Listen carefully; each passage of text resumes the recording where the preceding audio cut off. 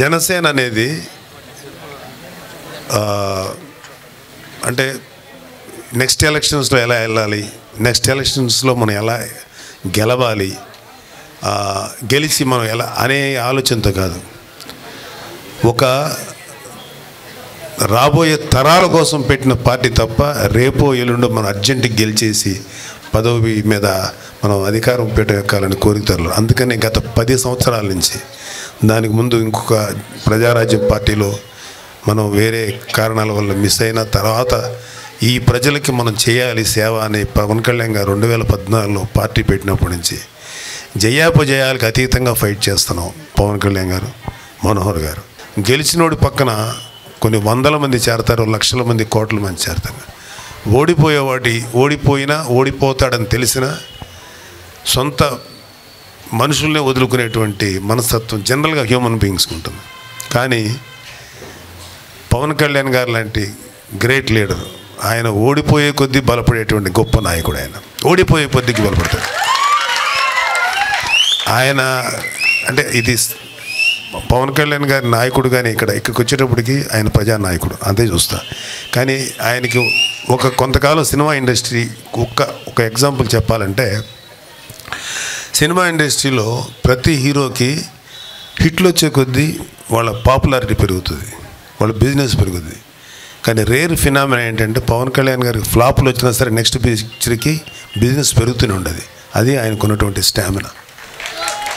పవన్ కళ్యాణ్ గారు ఎందుకు ఇంతమందికి నచ్చుతారు, ఎందుకు ఇంతమంది గుండెల్లో ఉన్నారు, ఎందుకు ఇంతమంది ఆయన ప్రేమిస్తారంటే, నాకు ఒక అనాలిసిస్ అంటే కొంచెం అబ్జర్వ్ చేయటం కూడా నాకు కొంచెం అలవాటు ఉంది. పవన్ కళ్యాణ్ గారు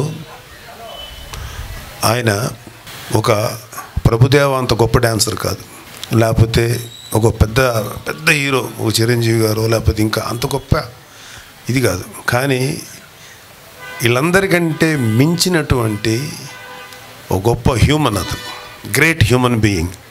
అందుకనే గుండెల్లో ప్రజలు కనెక్ట్ అయ్యారు. ఇక్కడ ఇది రాబోయే తరాల కోసం, నెక్స్ట్ జనరేషన్స్ కోసం పెట్టిన పార్టీ. మా కన్సర్న్ ఏంటంటే, జనసేన పార్టీ పవన్ కళ్యాణ్ గారి కన్సర్న్ ఏంటంటే,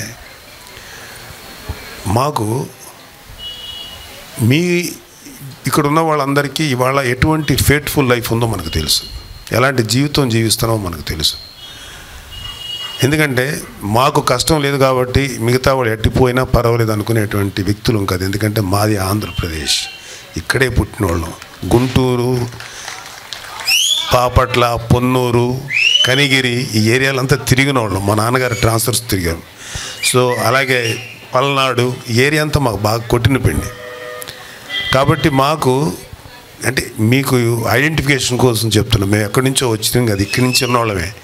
సో మాకు ఈ పెయిన్ ఏంటో తెలుసు, ఇవాళ కామన్ మ్యాన్ పడే సఫరింగ్ తెలుసు.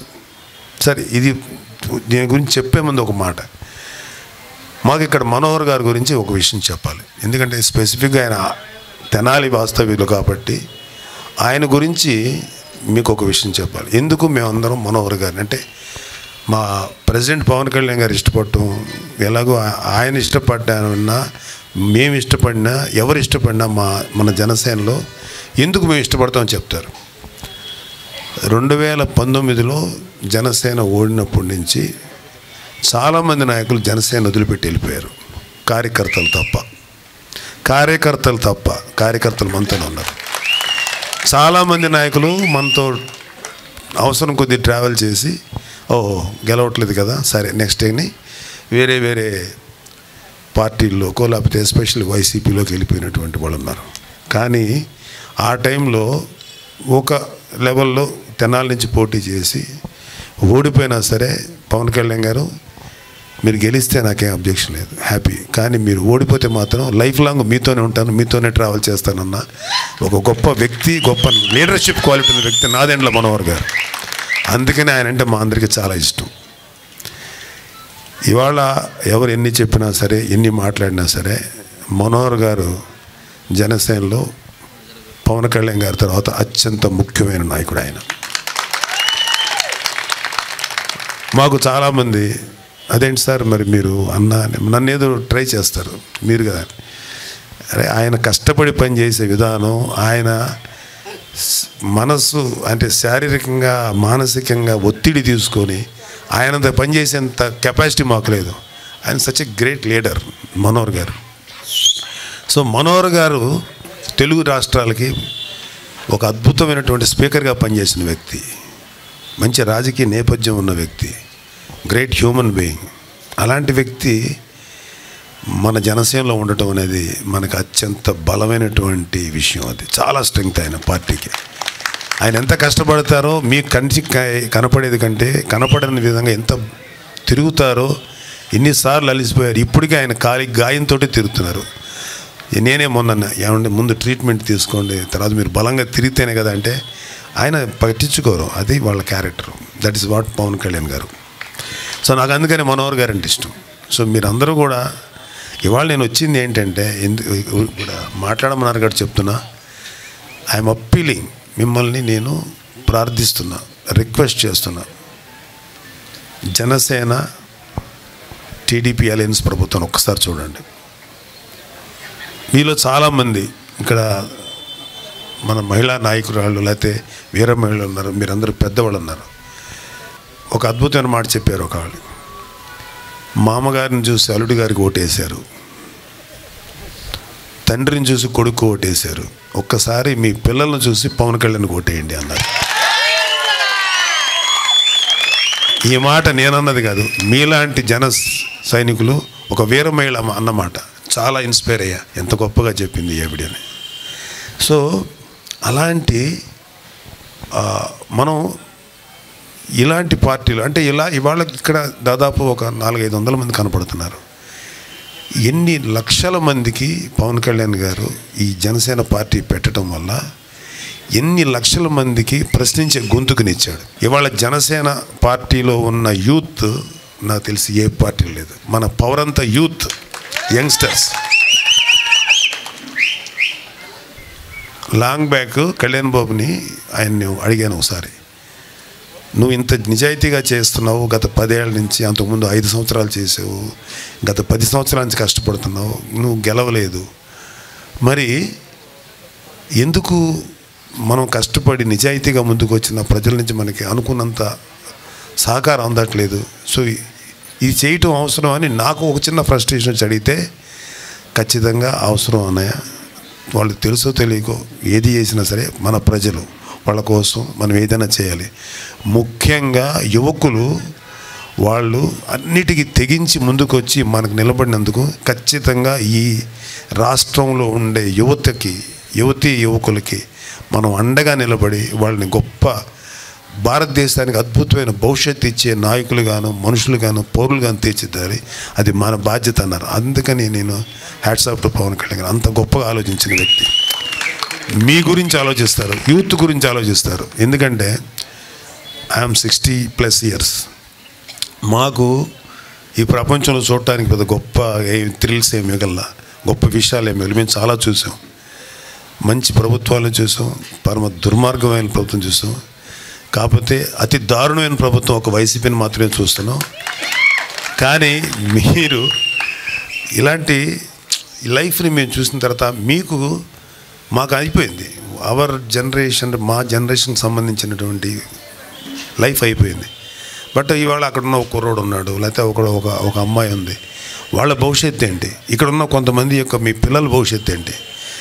ఇలాంటి నీచమైనటువంటి ప్రభుత్వ సామాజిక పరిస్థితుల్ని, ఆర్థిక పరిస్థితుల్ని మన బిడ్డలకి ఇవ్వాలా? ఇదా మన బాధ్యత? మనకు బాధ్యత లేదా? మన వరకు హ్యాపీగా ఉండి ఏదో ఉన్నంత వరకు కష్టపడితే ఏదో సుఖపడితే సరిపోద్దా?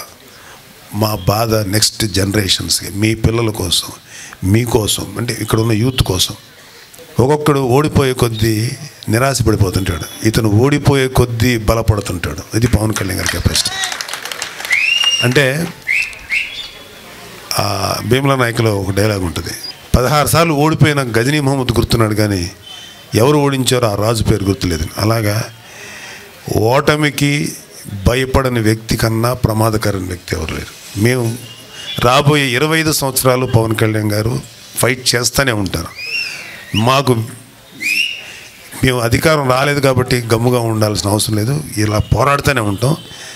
ఖచ్చితంగా ఆర్మ్ ట్విస్ట్ చేసి మంచి ప్రభుత్వాన్ని ఏర్పరుస్తాం. కాకపోతే ఇక్కడ మీ అందరితో షేర్ చేసుకోవాల్సింది ఏంటంటే, చాలాసార్లు మాట్లాడింది, ఎందుకు టీడీపీతో మనం అలయన్స్కి వెళ్ళాల్సి వచ్చింది.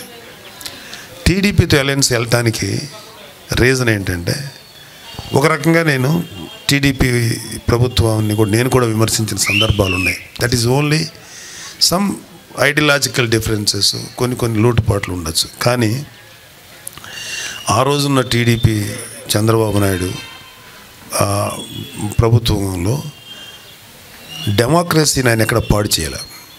అందుకనే ఈ జగన్మోహన్ రెడ్డి అనే వ్యక్తి పాదయాత్ర చేస్తున్నప్పుడు ఎక్కడ ఆటంకం పెట్టల. అదే పవన్ కళ్యాణ్ గారు వైజాగ్ వచ్చినప్పుడు ఈ వైసీపీ దుష్ట ప్రభుత్వం ఆయన వెళ్ళనీయకుండా అడ్డం పెట్టేసి చాలా ఇష్యూ చేసింది. చంద్రబాబు గారిని అనేక సందర్భాలు ఇబ్బందులు పెట్టింది. ఆయన పబ్లిక్లో మాట్లాడటానికి కూడా ఇంటరాక్షన్ లేకుండా చేసింది. అలాగే చంద్రబాబు గారు కష్టాల్లో ఉన్నప్పుడు పలకరిద్దామని వచ్చిన కళ్యాణ్ బాబుని అడ్డం పెట్టింది. అక్కడ ఫ్లైట్ లేకుండా ఆఫ్ చేసింది. వస్తుంటే ఆఫీస్కి వచ్చి మాట్లాడదామంటే రోడ్ల మీద ఆఫ్ చేశారు. ఇక మాకేమైందంటే, ఖచ్చితంగా మాకేమనిపించిందంటే, ఇలాంటి ప్రభుత్వాన్ని దించకపోతే మనకు లైఫ్ లేదు. మేము తెలంగాణ ఆంధ్ర విడిపోయినప్పుడు, అరే ఒక హైదరాబాద్ లాంటి మన రాజధాని మనకు లేదు, మన ప్రజలకి అంటే అంత ఆదాయం వచ్చేటువంటి మన రాజధాని మనకు లేదు, ఎలాగ మనకి అనుకున్నప్పుడు కొంతమంది మేధావులు ఏమన్నారంటే, ఏం లేదండి, ఒక 10 సంవత్సరాల్లో మనకున్న లాంగెస్ట్ కోస్టల్ కారిడార్ ఉంది, అద్భుతమైనటువంటి పంట పొలాలు ఉన్నాయి, అద్భుతమైన సారవంతమైన నేల ఉంది. ఒక 10 సంవత్సరాల్లో ఒక ఇంగ్లాండ్, ఒక ఫ్రాన్స్ ఇలాంటి అద్భుతంగా డెవలప్ అయిన యూరోపియన్ కంట్రీలాగా అయిపోతాం మనం ఏం భయపడక్కర్లేదు. ఓకే, వాళ్ళ ప్రజాభీష్టం, వాళ్ళ ప్రజల యొక్క కోరిక, వాళ్ళకున్న సఫరింగ్ తెలంగాణ తీసుకున్నారు. తెలుగువాడు ఎవడు కూడా, ఆంధ్రప్రదేశ్లో ఎవరు కూడా విడిపోయినందుకు బాధపడ్డారు, కానీ వాళ్ళకి వచ్చినందుకు ఎవరు బాధపడలే. వాళ్ళు హ్యాపీగా ఉన్నందుకు మనం కూడా హ్యాపీగానే ఉన్నాం. అయితే నేను అంటే ఒక 10 years బ్యాక్ ఈ తెలంగాణ విడిపోతున్నప్పుడు బాధపడటం అంటే మనకు లేదు కదా హైదరాబాద్ లాంటి రాజధాని, ఎలాగ మరి మన ఆదాయం ఎట్లాగా, మన ప్రజలకు ఎట్లా ఆలోచిస్తున్నప్పుడు ఈ మాట చెప్పారు కదా, ఇంగ్లాండ్ లాగా అయిపోద్ది, ఫ్రాన్స్ లాగా అయిపోద్ది మన ప్రజలని. నిజంగా అయిపోయింది. ఇవాళ ఎలా అయిందంటే, ఇథియోపియా లాగా కరువు ప్రాంతాలు ఉన్నాయి, కొన్ని ఆఫ్రికా దేశాలు, అలాంటి పరిస్థితులు ఉన్నాయి ఇవాళ. ఎవరు అంటే, మీకు ఒక ఇన్ఫర్మేషన్ చెప్తాను, ఎప్పుడు వలసలు వెళ్ళిపోతారు, ఇక్కడ బతకలేక పక్క రాష్ట్రాలకి, పక్క దేశాలకి, మనకైతే రాష్ట్రాలకి వలస వెళ్ళిపోతారు. శ్రీకాకుళం, ఈ రాయలసీమల్లో వలసలు ఎక్కువ. కొంచెం మీకు ఈ గుంటూరు, కృష్ణా, వెస్ట్ ఈస్ట్లో కొంచెం బెటరు.